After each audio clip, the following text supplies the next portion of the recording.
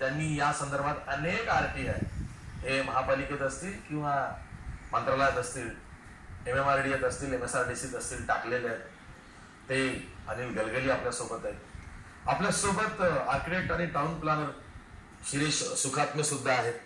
त्याचबरोबर आपल्यासोबत भाजपचे प्रवक्ते गणेश खडकर आहेत. याशिवाय आपल्यासोबत मनसेचे माजी नगरसेवक प्रवक्ते संतोष धुरी आहेत. हे सर्व श्रुत आहे, कारण लोकसभेची निवडणूक होती. ब्रिजेस डिपार्टमेंट सारख्या डिपार्टमेंटमध्ये एक सुद्धा अधिकारी नव्हता. आम्ही सुद्धा डोळ्यांनी पाहिलेलं आहे. आणि जे जलबल पर्जन जलवाहिनी असून देत, ड्रेनेज डिपार्टमेंट असून देत, मेंटेनन्स डिपार्टमेंट असून देत, 60 ते 70% अधिकारी हे निवडणूक कामामध्ये होते. पण तुम्ही नालेसफाई केव्हा केली? ज्या पद्धतीने आता आपण प्रत्येक वेळी बोलतो की जिथे काम सुरू असतं तिथे फलक लावणं आवश्यक असतं की काम कोणाला दिलं, हे केव्हा सुरू झालं, हे केव्हा पूर्ण होईल, त्याची किती किंमत आहे. मग नालेसफाईच्या बाबतीमध्ये ही सफाई का ठेवली जात नाही? म्हणजे कधीतरी आपल्याला आता उत्तर देणं आवश्यक आहे. कारण मुंबईने जे काल 2 दिवसामध्ये जे भोगलं आहे ते सर्व जगाने बघितलं आहे. पाणी साचतं की तुमचं, हा तर एक शब्दांचा खेळ आहे. पण त्या पाण्यामध्ये ज्या लोकांना त्रास झाला, जे लोक फसलेले होते, काल रेल्वेमध्ये 3-3, 4-4 तास लोक एकाच ठिकाणी थांबलेले होते. ही परिस्थिती फार विदारक आहे. आणि आज सुद्धा वेळ गेलेली नाही. कारण ज्या पद्धतीने मुंबईला मोठ्या प्रमाणामध्ये आता राज्य सरकार, केंद्र सरकार कोट्यावधी रुपयांचा तर तुम्हाला निधी मिळत आहे. म्हणजे मेट्रोचं काम सुरू आहे, मोनो रेल्वेचं काम ते आता संपूर्ण झालेलं आहे. आणि विविध जे प्रकल्प आहेत तुम्हाला पाहिजे तेवढा पैसा मिळत आहे. तुम्ही इमानदारीने आणि एक सदैविक पृथ्वीला लागून जर ती कामं केली तर मुंबईकरांना त्याचा फायदा होऊ शकतो. सरकार काम करतं हे निश्चित आहे, तर त्याचे नियोजन कुठेतरी चुकत आहे. आज जे प्रकल्पाची आपण गोष्टी करतो आहे, आज पूर्व उपनगराची तर स्थिती फार भयंकर आहे. पश्चिम उपनगरात सुद्धा तीच परिस्थिती आहे. आपण गेल्या 15 वर्षामध्ये 7 पंपिंग स्टेशन बांधू शकलो नाही.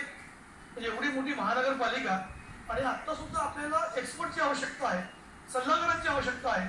आणि ज्या पद्धतीने मुंबई महानगरपालिकेमध्ये आपण जे आयुक्तापासून जे अतिरिक्त आयुक्त सगळे IAS कॅडरचे जो अधिकारी आहेत, मग त्यांचे काय काम, त्यांच्याकडे प्रावीण्य असतं, त्यांच्यामध्ये विशेषता असतं म्हणून त्यांना आपण मुंबई महापालिकेमध्ये आणतो. पण त्यांचा काय फायदा आपल्याला? एकंदरीत जी परिस्थिती आहे फार विदारक आहे.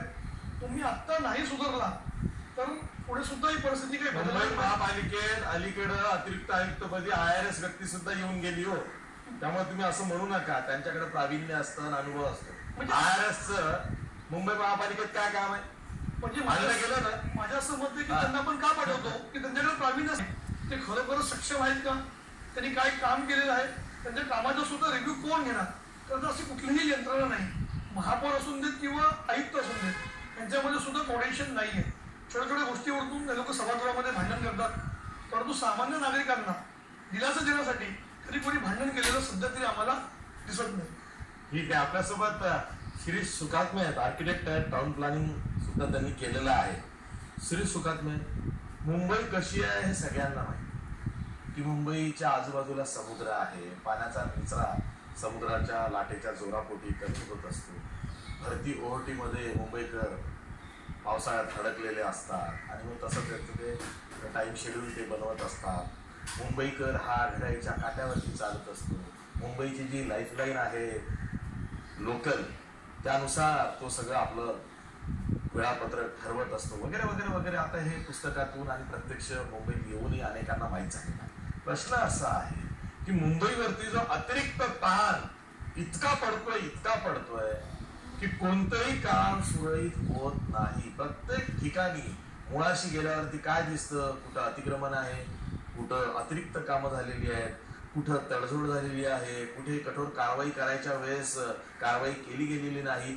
एवढं होऊन सुद्धा दुर्घटना घडतात. आणि मग जबाबदारी निश्चित करा, मागची सगळी प्रकरणं काढली तर कुठंही कोणत्याही पालिका अधिकाऱ्याला दोषी धरलंय, त्याच्यावरती जबाबदारी निश्चित केली आहे, त्याला कलम केलंय, असं झालेलंच नाहीये. मग मुंबई राहण्याजोगी होणार कधी? मुंबईला काहीच मार्ग नाही.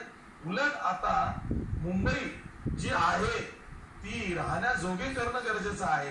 तर इथे दुर्घटनावर दुर्घटना होत आहेत. मुंबई पुन्हा रसातळाला जाते आणि पहिल्याच पावसात हे हाल होत आहे. याच्यामध्ये एक अतिशय मी महत्वाची गोष्ट सांगतो. गलगली साहेब आता जे बोलले की पालिका अधिकाऱ्यांना आपण जबाबदार धरू शकतो का नाही शकतो हा इश्यू आहे.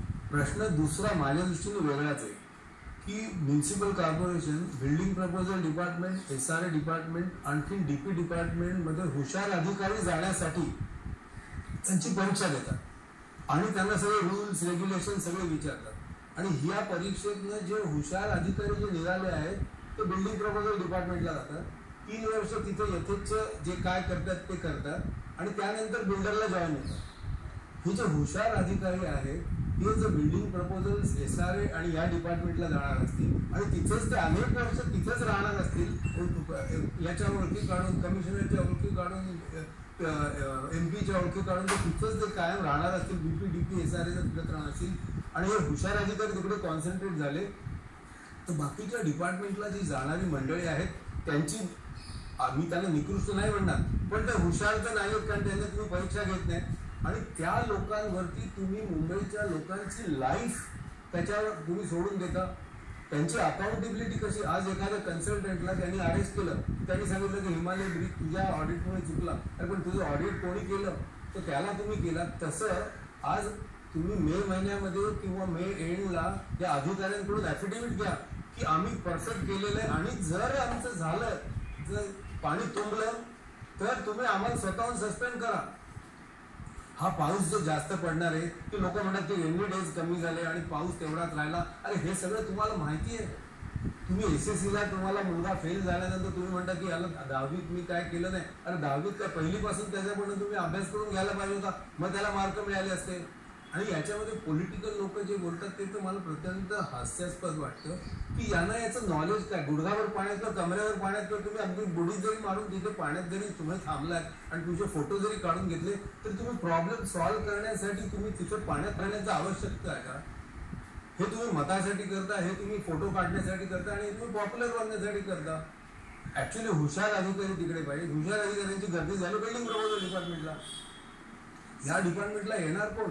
आणि जसं तुम्ही कन्सल्टंटला अकाउंटेबल धरता तसं ह्यूज ऑफिस, हे अख्खे BMCचा जो खर्च आहे तो याला पगार वाटण्यात जातो आणि या लोकांचे पगार अनेक प्रायव्हेट ऑफिसपेक्षा जास्त असून सुद्धा यांच्याकडनं जर अकाउंटेबिलिटी होणार नसेल, पॉलिटिकल हा प्रश्न पॉलिटिकल नाहीच, हा प्रश्न टोटली टेक्निकल प्रश्न आहे आणि हा जो टेक्निकल प्रश्न आहे तो पॉलिटिकली तुम्ही कसा सॉल्व्ह करणार? अदर दॅन अलाविंग बजेट, एक जो कॉर्पोरेटर आहे तो याच्यावरती प्रॉब्लेम देऊ शकतो. याच्यावर तुम्ही इंटरनॅशनल एक्सपर्ट्स का नाही बोलवत?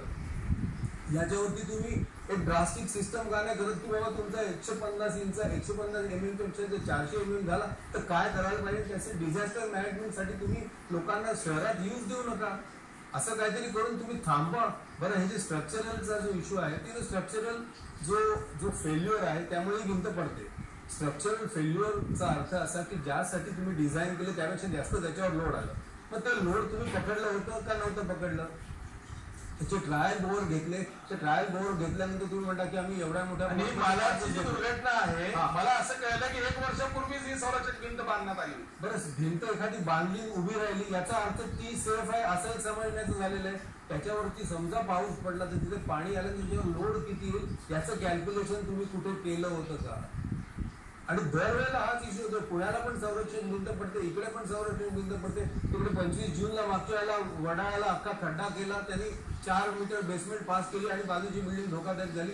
हे सगळं तुम्हाला माहीत असून सुद्धा हे जे अतिहुशार अधिकारी आहेत ते असे प्लान पास करतायत. आज प्रत्येक गोष्ट FSI मध्ये मोजली जाते.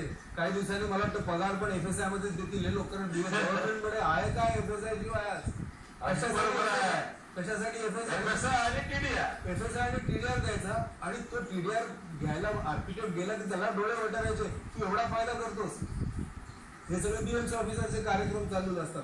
ह्याच्यामध्ये प्रश्न असा येतो की एवढी तुम्ही इथे लोकवस्ती वाढवून ठेवली आहे तर छोटीशी जरी गोष्ट झाली. आज मला आठवतंय की एक छोटा सायकलवाला तिकडे पडला तर ट्रॅफिक जाम 1.5 किलोमीटर झाला. ते पूर्वी होत नव्हतं कारण याच्यावर लोडच प्रचंड झालेलं आहे. तुम्ही मुंबईशिवाय दुसरीकडे काहीच नाही असं झालंय.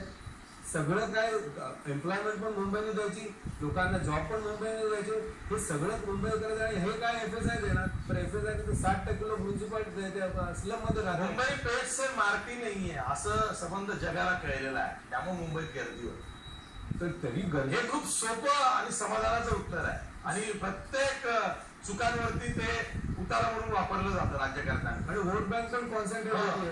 तुम्हाला जास्त गावासारखं फिरायला नको 40-40 किलोमीटर, जवळच सगळे मिळाले. मला एक प्रश्न विचारायचा आहे. बघा, मुंबईचे महापौर विश्वनाथ महाडेश्वर पडले नाव हे ही कबुली आहे. शिरीष सुकात्मे 10 सेकंद.